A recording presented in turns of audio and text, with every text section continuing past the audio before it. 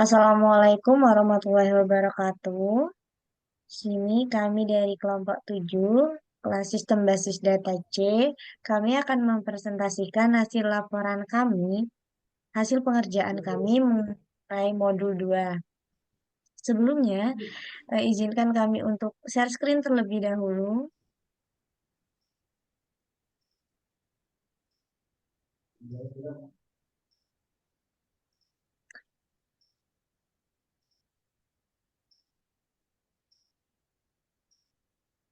Nah, sebelum mulai menjelaskan laporan, izinkan kami memperkenalkan diri kami terlebih dahulu. Nama saya Restanti Maizaluna Sakinandita dengan NIM 2224 10 10 2044. Saya Anggun Melani dengan NIM 2224 10 10 2029. Dan saya Lailatul Eki Fitrianingsi dengan NIM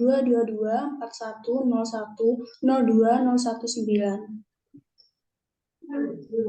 Untuk materi yang pertama akan dibawakan oleh teman saya Eki. Silakan. Nah, di sini kita akan membahas atau melanjutkan mengenai pembahasan dari modul 1 sebelumnya, studi kasus bengkel. Di sini saya akan mereview hasil dari modul 1 yang telah kita kerjakan, bahwa terdapat beberapa entiti-entiti yang bisa kita lihat dari gambar nota tersebut. Yang pertama, terdapat nomor faktur dan tanggal. Nah, pada nomor faktur dan tanggal ini termasuk pada entiti penjualan, lalu ada data mengenai nomor polisi, warna, merek, dan tahun. Keempat data tersebut termasuk pada entiti customer. Lalu terdapat data mengenai mekanik ID dan nama, termasuk pada entiti mekanik. Lalu terdapat data mengenai kode parts dan nama parts. Kedua data tersebut termasuk dalam entiti spare parts. Lalu juga terdapat mengenai data kuantum, harga, diskon, dan jumlah. Ketiga data tersebut termasuk dalam entiti detail penjualan. Lalu lanjut. Nah, pada pembahasan yang pertama ini kita akan membahas mengenai nama relationship. Di sini saya akan menjelaskan sedikit mengenai poin nama relationship ini. Nama relationship ini menunjukkan bahwa makna relationship atau relasi ataupun hubungan antara dua entiti.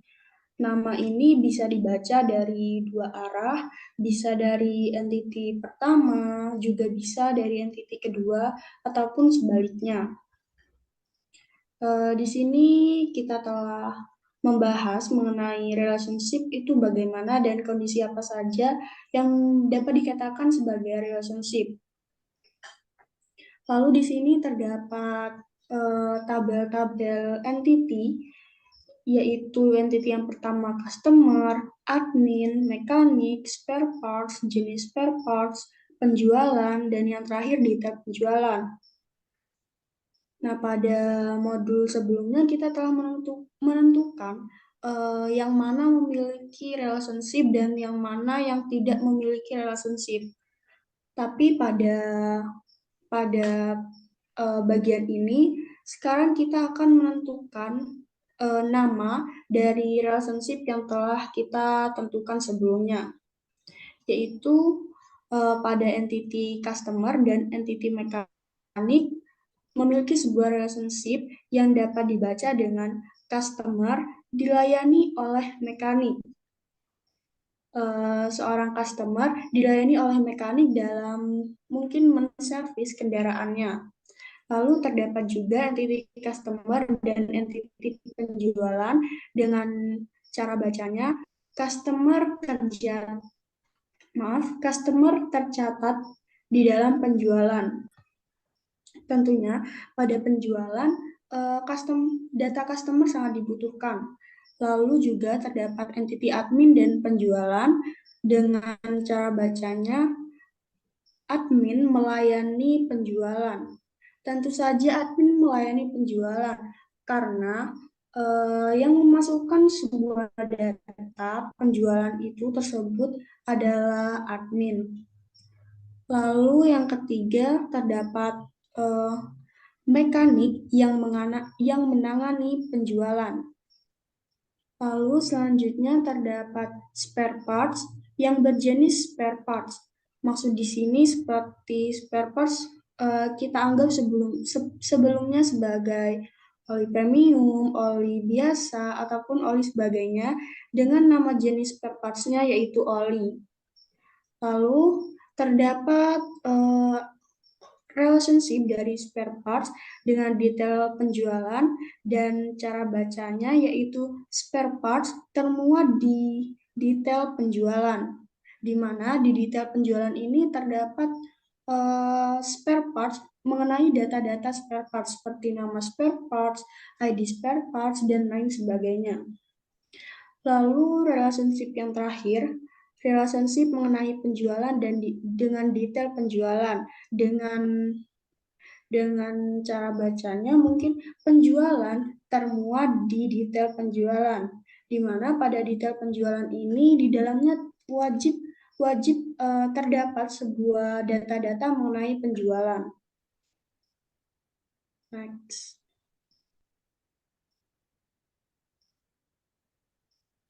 Lalu di sini kita memasuki poin yang kedua, yaitu mengenai optionality dari entity yang terlibat.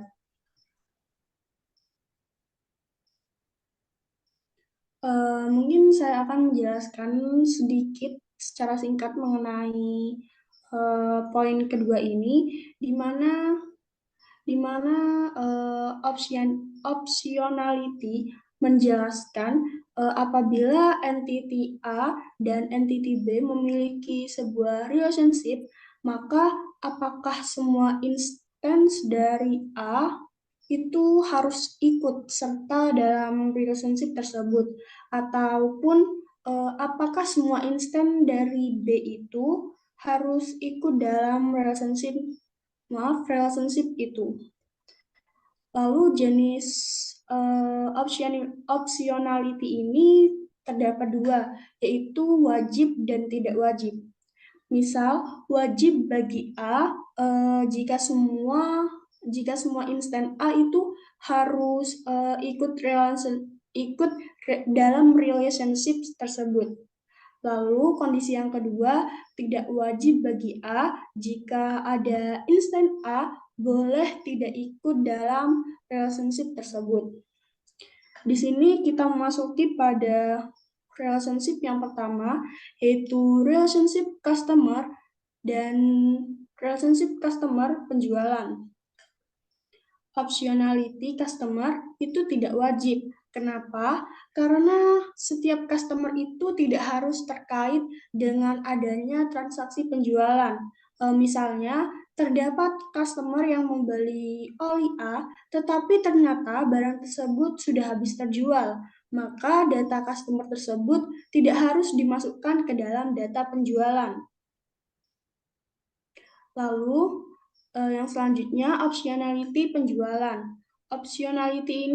Optionality penjualan ini dapat dikatakan sebagai wajib. Kenapa? Karena setiap adanya transaksi penjualan harus tercatat data mengenai customer dalam transaksi tersebut. Ketika menambah sebuah data penjualan, maka juga harus mencantumkan customer-nya. Jadi, kesimpulannya, setiap penjualan itu harus ada dari data customer.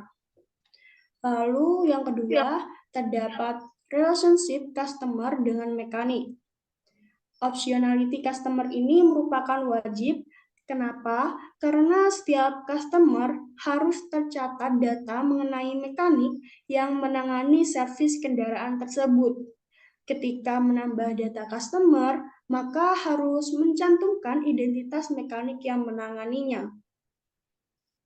Lalu optionality mekanik itu tidak wajib. Kenapa? Karena setiap mekanik tidak harus berkaitan dengan seorang customer. Misal terdapat mekanik baru yang datanya sudah masuk ke database, tetapi montir baru tersebut belum turun secara langsung dalam transaksi dengan customer.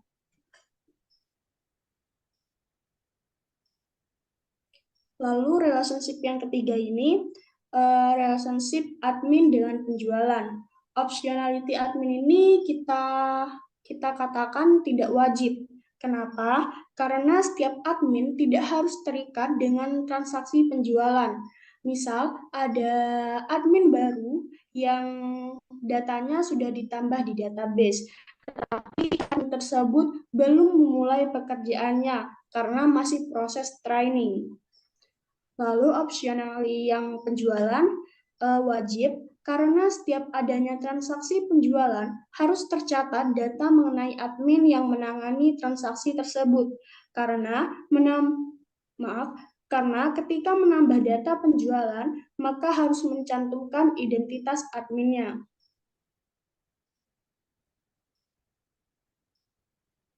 Lalu relationship mekanik dan penjualan. Optionality mekanik ini tidak wajib karena setiap mekanik itu tidak harus menangani transaksi penjualan.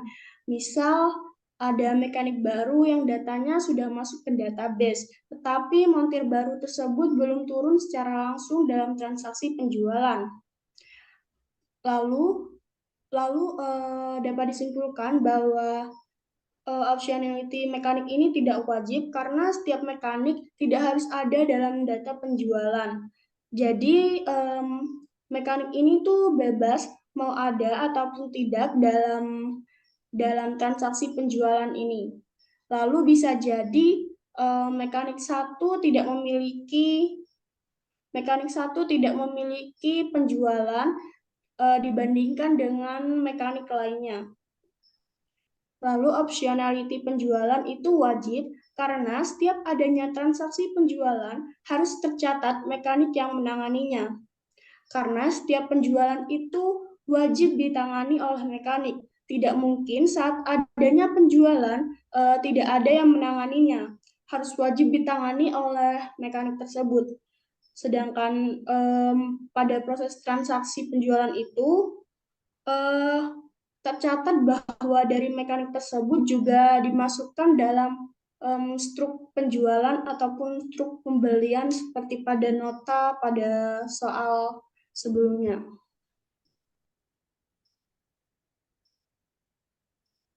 Lalu yang kelima ada relationship spare parts dengan jenis spare parts. Optionality spare parts ini wajib. Kenapa? Karena setiap barang harus tercatat jenis barangnya. Ketika menambah data barang baru, harus mencantumkan jenis barangnya. Lalu terdapat optionality jenis spare parts. Tidak wajib. Kenapa? Karena jenis barang tidak harus ada barangnya. Misal, ada jenis barang baru yang datanya sudah masuk ke database, yaitu oli. Kita bisa menambahkan jenis tersebut di entity jenis barang, meskipun saat ini bengkel belum memiliki barang oli. Lalu relationship yang keenam, yaitu relationship spare parts dengan detail penjualan. Optionality spare parts ini tidak wajib karena setiap spare parts tidak harus dimuat dalam detail penjualan. Karena barang tersebut kondisinya belum tentu sedang terjual. Lalu, optionality detail penjualan ini wajib karena setiap instance atau kolom pada entity detail penjualan sudah pasti atau harus termuat spare parts apa saja yang dibeli ataupun dijual dari bengkel tersebut. Misal pada detail penjualan mengambil data dari entity spare parts itu. Misal sebuah transaksi penjualan itu sedang berlangsung, maka detail penjualan pun akan langsung muncul dan detail penjualan ini wajib termuat dalam penjualan tersebut. Lalu relationship yang terakhir terdapat relationship penjualan dengan detail penjualan. Optionality penjualan itu tidak wajib karena kondisinya belum tentu sedang terjadi sebuah proses transaksi penjualan. Maka penjualan tidak harus dimuat ataupun belum tentu termuat di detail penjualan tersebut. Lalu ada optionality detail penjualan. Optionality detail penjualan ini bersifat wajib karena setiap instance atau kolom pada entity detail penjualan sudah pasti atau harus memuat penjualan berupa banyaknya nota selama proses transaksi di bengkel tersebut.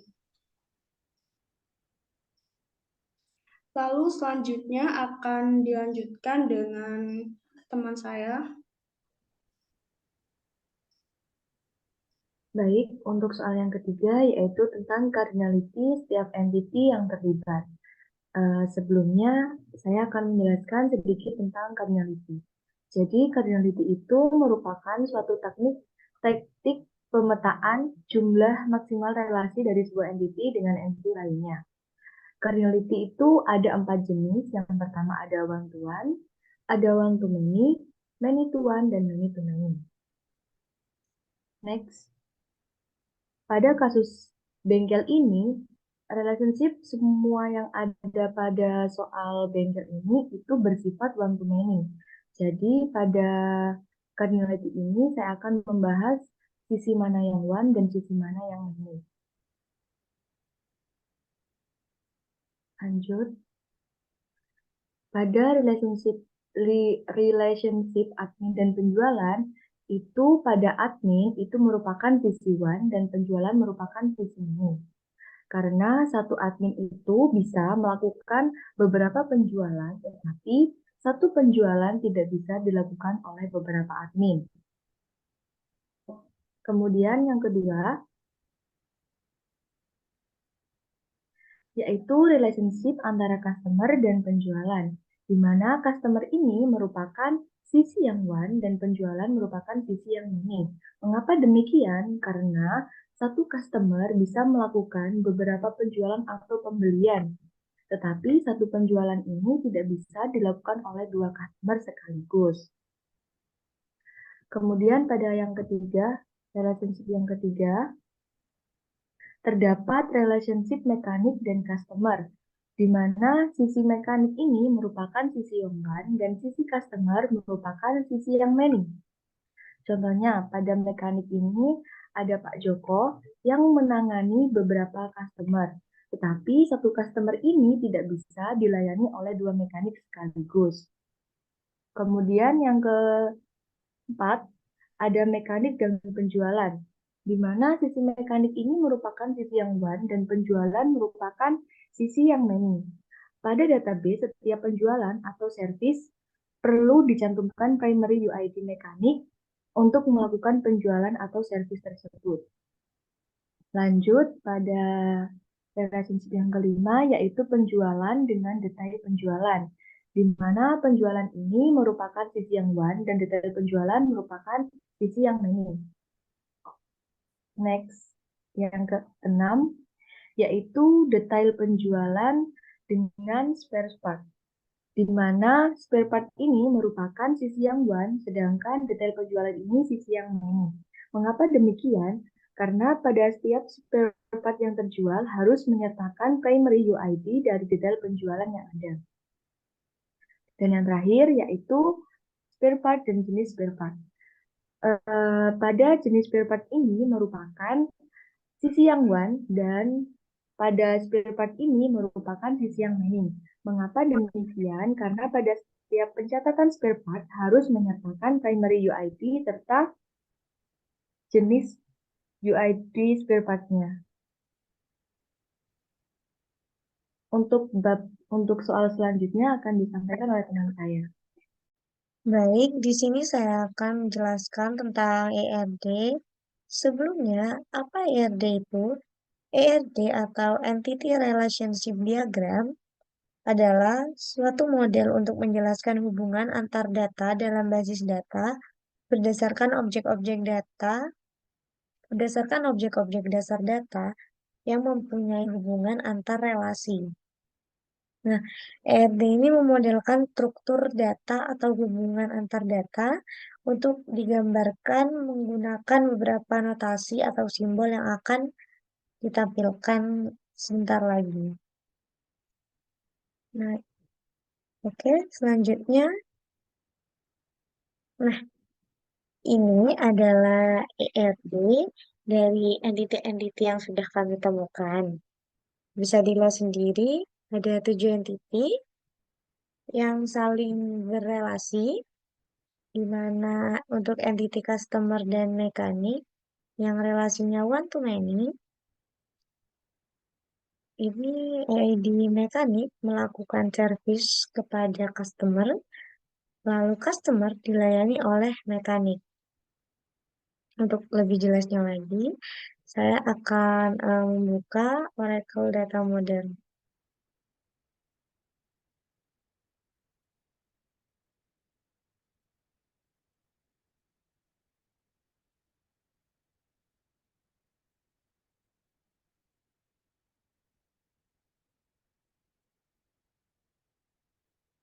Nah, baik seperti yang dilihat di sini, di ketujuh entity ini saya akan menjelaskan satu demi satu tiap entity beserta relasinya. Di sini ada entity customer. Entity customer memiliki atribut yang seperti sudah ditampilkan, yaitu ada ID customer dengan tipe numerik. Nah, tipe numerik ini apa? Tipe numerik adalah tipe data berupa angka yang biasanya digunakan untuk menyimpan informasi berupa gaji, total barang, jumlah tabungan, ukuran, atau dimensi sebuah objek. Nah, ID customer ini berperan sebagai primary UID. Lalu ada atribut nama yang memiliki tipe teks. Nah, tipe teks ini adalah tipe yang memegang string dengan panjang maksimal 65.535 byte. Lalu ada atribut alamat sama bertipe teks, ada atribut nomor HP bersifat numerik. Nah, atribut nomor HP ini tidak mencentang primary UID ataupun tidak mencentang mandatory, sehingga atribut ini bersifat opsional atau tidak wajib diisi. Sedangkan untuk atribut alamat dan nama itu mencentang mandatory, di mana artinya atribut ini tidak boleh nul atau wajib diisi. Lalu ada atribut nomor polisi yang bertipe char. Nah, tipe char ini adalah tipe yang memiliki maksimal karakter sebanyak 200 karakter. Lalu ada merek yang bertipe teks, tahun yang bertipe teks, warna yang bertipe teks, serta ID mekanik yang ditarik atau diambil dari entity mekanik. Mengapa demikian? Karena seperti yang sudah kita tahu, bahwa entity customer berelasi dengan entity mekanik, sehingga ID mekanik ini merupakan foreign key yang ditarik dari entity mekanik oleh entity customer. Baik, selanjutnya ada entity mekanik. Di entity ini terdapat ID mekanik sebagai primary UID dengan tipe data numerik. Lalu ada atribut nama dengan tipe data teks bersifat mandatori atau wajib diisi. Lalu ada atribut alamat yang bertipe teks.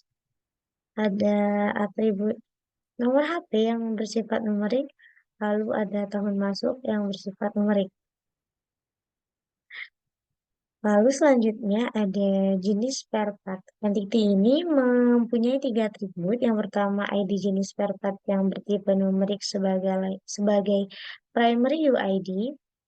Lalu nama jenis spare part itu, nama jenis ini bertipe teks dan bersifat mandatori. Lalu atribut yang terakhir ada penggunaan yang bertipe teks. Selanjutnya, entity spare part. Nah, di entity spare part ini ada atribut ID spare part sebagai primary UID yang bertipe numerik, ada kode spare part yang bertipe char yang bersifat mandatory atau wajib diisi, ada nama barang, nama spare part, mohon maaf, yang bertipe teks dan bersifat mandatory, ada ID jenis spare part, ini merupakan foreign key dari entity jenis spare part ya. Lalu ada harga yang bersifat numerik, yang bertipe numerik dan bersifat mandatory. Lalu ada entity admin. Nah, entity admin ini memiliki atribut yang pertama ID admin yang bersifat sebagai primary UID dan bertipe numerik. Lalu ada atribut nama yang bertipe teks dan bersifat mandatory. Lalu ada atribut alamat yang bertipe teks dan bersifat mandatory dan juga nomor HP yang bertipe numerik dan bersifat non-mandatory. Lalu juga ada entity penjualan. Nah, di sini ada di entity penjualan mempunyai 5 atribut. Yang pertama ada ID penjualan. ID penjualan ini bertipe numerik dan merupakan primary UID. Lalu ada nomor faktur. Nomor faktur ini bertipe char dan bersifat mandatory. Ada tanggal juga bersifat char dan bersifat mandatory. Lalu juga ada foreign key dari entity mekanik, yang itu di sini dimasukkan ID mekanik yang bertipe numerik. Lalu ada nomor polisi yang bertipe char dan bersifat mandatory.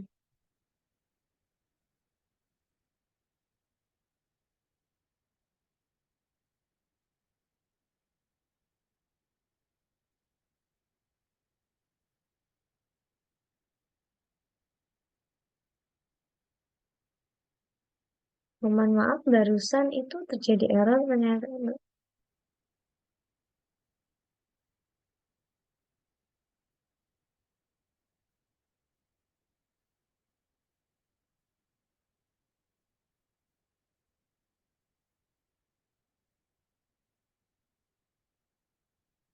Lalu di sini ada detail penjualan. Nah, detail penjualan ini merupakan entity persimpangan antara entity penjualan dan entity spare part.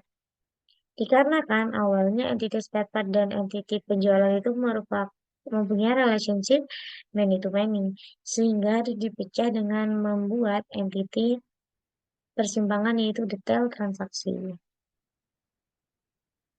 Maksudnya detail penjualan, maaf. Di sini ada ID detail penjualan yang bertipe numerik dan merupakan primary UID. Ada tanggal yang bertipe char dan bersifat mandatory. Ada ID spare part yang diambil dari entity spare part. Ada ID penjualan yang diambil dari entity penjualan. Ada kuantum yang bersifat numerik dan yang bertipe numerik dan bersifat mandatory. Ada diskon yang bertipe numerik dan bersifat mandatory. Dan juga ada total yang bersifat numerik dan yang bertipe numerik dan bersifat mandatory. Maaf. Selain itu, jika dilihat, di sini terdapat beberapa simbol. Yang pertama, simbol pagar ini melambangkan bahwa atribut tersebut merupakan foreign key. Oh, mohon maaf, atribut tersebut merupakan primary UID. Nah, untuk lambang bintang ini melambangkan bahwa atribut tersebut bersifat mandatori atau wajib diisi, tidak boleh nol. Lalu untuk O atau 0 ini melambangkan bahwa atribut tersebut bersifat opsional atau boleh diisi ataupun tidak. Nah, untuk lambang U merupakan lambang secondary UID. Di mana jika di sini, nah, itu masuk di unique identifier. Jika kita buka, maka akan seperti ini. Ini juga berlaku pada entity-entity lain yang mempunyai secondary UID atau unique identifier.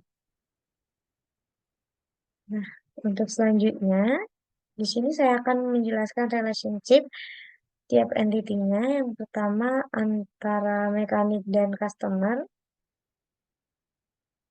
Bisa dilihat, mekanik ini melayani, pihak yang melayani customer, sedangkan customer adalah pihak yang dilayani oleh mekanik. Maka dari itu, sisi one akan berada di mekanik dan sisi many akan berada di customer.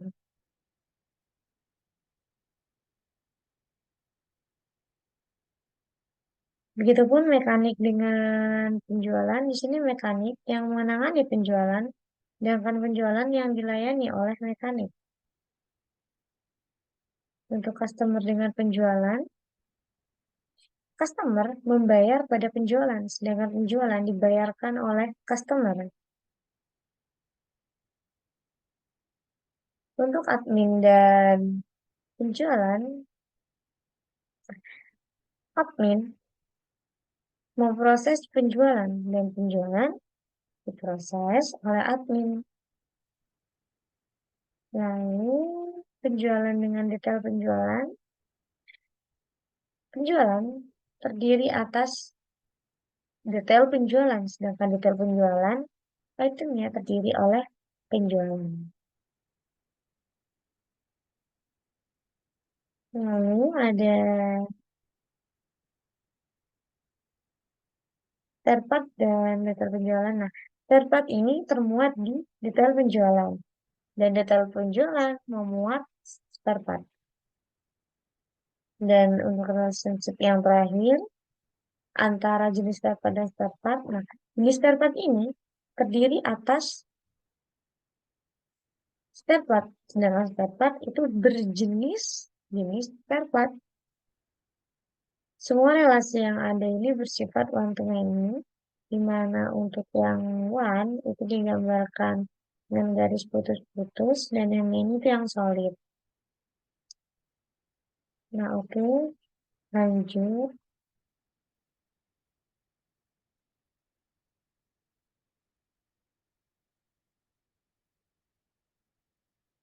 Nah, membaca relationship menggunakan IRDs.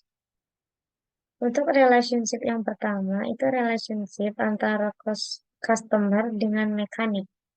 Nah, tiap customer itu harus memiliki satu mekanik untuk memperbaiki kendaraannya saja. Namun, untuk tiap-tiap mekanik itu bisa memiliki satu atau lebih dalam, maaf, untuk setiap mekanik bisa memiliki atau menangani lebih dari satu customer. Yang kedua, untuk relationship customer dengan penjualan. Nah, tiap penjualan ini tentu saja ada banyak customernya yang membayar pada penjualan tersebut. Namun, untuk tiap customer saja itu cukup melakukan satu kali pembayaran. Nah, yang ketiga, relationship admin dengan penjualan. Setiap penjualan tuh pasti memiliki admin untuk menanganinya. Namun, tiap admin hanya memiliki satu penjualan yang ditangani. Ini maksudnya dalam setiap penjualan itu, tentu saja admin yang berjaga tuh berganti-ganti, bukan? Nah, namun admin yang berjaga tuh selalu hanya bisa menangani tiap-tiap satu penjualan. Nah, yang nomor 4, relationship mekanik dengan penjualan. Setiap penjualan itu bisa memiliki lebih dari satu mekanik yang bertanggung jawab. Namun, tiap mekanik itu hanya punya satu penjualan sesuai dengan customer yang ditangani. Lalu ada relationship antar spare part dan jenis spare part. Nah, untuk setiap spare part ini hanya punya satu jenis. Namun, tiap jenis spare part bisa memiliki banyak spare part. Ini maksudnya begini. Contoh saja jenis oli premium. Nah, jenis oli premium ini dimiliki oleh banyak merek oli. Entah itu oli A, oli B, oli C, semuanya memiliki jenis yang sama yaitu oli premium. Lalu nomor 6, relationship spare part dengan detail penjualan. Nah, setiap detail penjualan ini hanya punya satu spare part di dalamnya. Namun setiap spare part itu bisa dimuat dalam banyak detail penjualan. Jadi, maksudnya ini di dalam detail penjualan tuh bisa menyantumkan lebih dari satu ID spare part. Namun di ID spare part, di spare part itu hanya dimiliki oleh satu ID penjualan begitu. Lalu nomor 7, relationship penjualan dengan detail penjualan.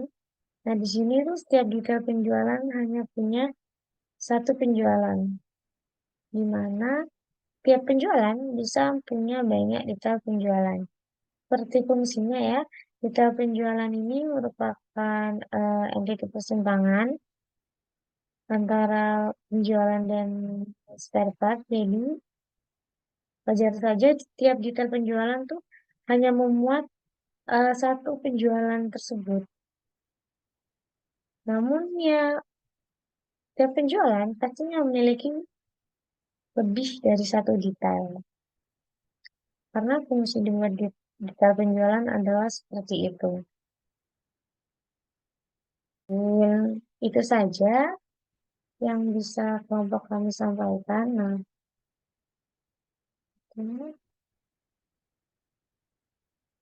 berikut merupakan laporan dari kelompok kami mengenai modul 2 dengan studi kasus bengkel. Kurang lebihnya, kelompok kami mohon maaf. Mungkin bisa kami tutup. Wassalamualaikum warahmatullahi wabarakatuh.